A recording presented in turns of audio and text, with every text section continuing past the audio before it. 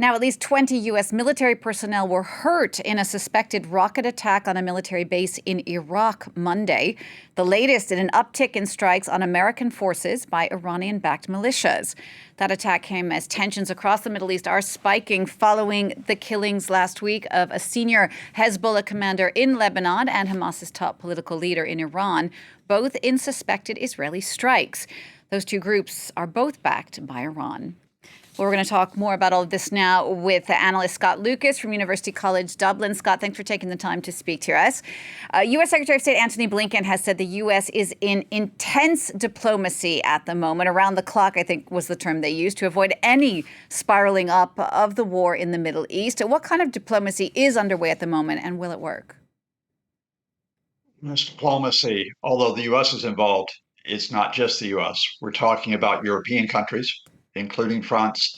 We're talking about Arab countries, notably Jordan, whose foreign minister was just in Tehran.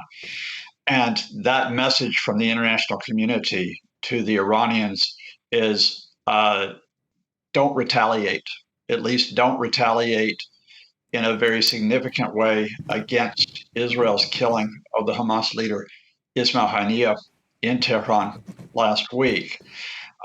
I'm not sure the international community expects that it will be able to completely deter some type of Iranian response, but I think they will hope that that response is similar to the Iranian response in April to Israel's targeted assassinations of Iranian commanders in Syria. That was a demonstration missile attack, although it was quite large, 150 missiles, 170 drones. Iran let it be known in advance where those missiles and when they would be fired. And that meant that almost all of them were intercepted and only a few hit a sparsely populated area of Israel where there was a military base. Indeed. And I guess the question is given that sort of thing that's happened in the past, I mean, do you think that Iran truly wants a wider war, or is it just about saving face at this point?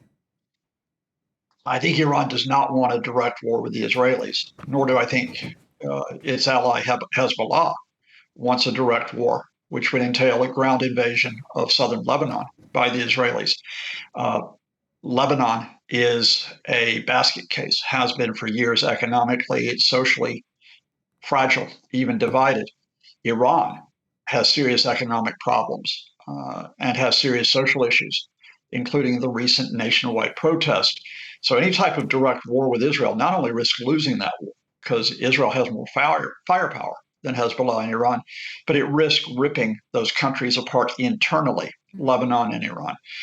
That said, the Iranian regime has pledged retaliation, what the supreme leader calls harsh punishment, and somehow they have to try to save face or they appear weak in the face of what was a quite brazen Israeli attack last week.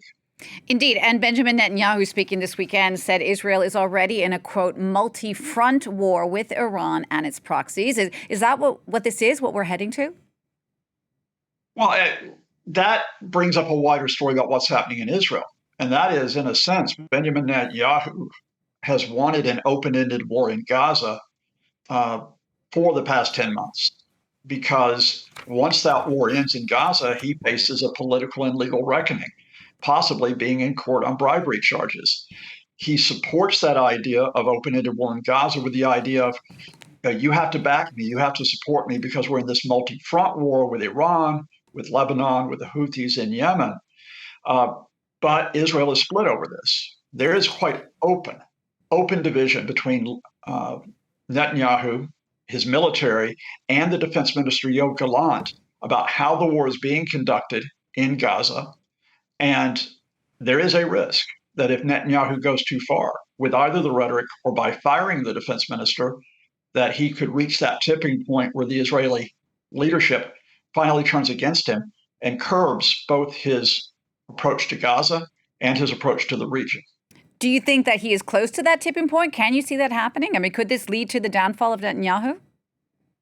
I think if Netanyahu fired Yoav Gallant, who has been, alongside him throughout this war in Gaza, who indeed is alone alongside Netanyahu after the third member of the war cabinet, Benny Gantz, left in May, I think the firing of Gallant would cause a serious uproar amongst both political and military leaders even as Netanyahu is being pushed by the hard right, such as the finance and justice ministers, to expand these wars. I never would want to predict a tipping point. Israeli politics is very complex. There are many factions there. It's not a single approach. But that said, I think Netanyahu has gone pretty much to the limit of how far he's gone.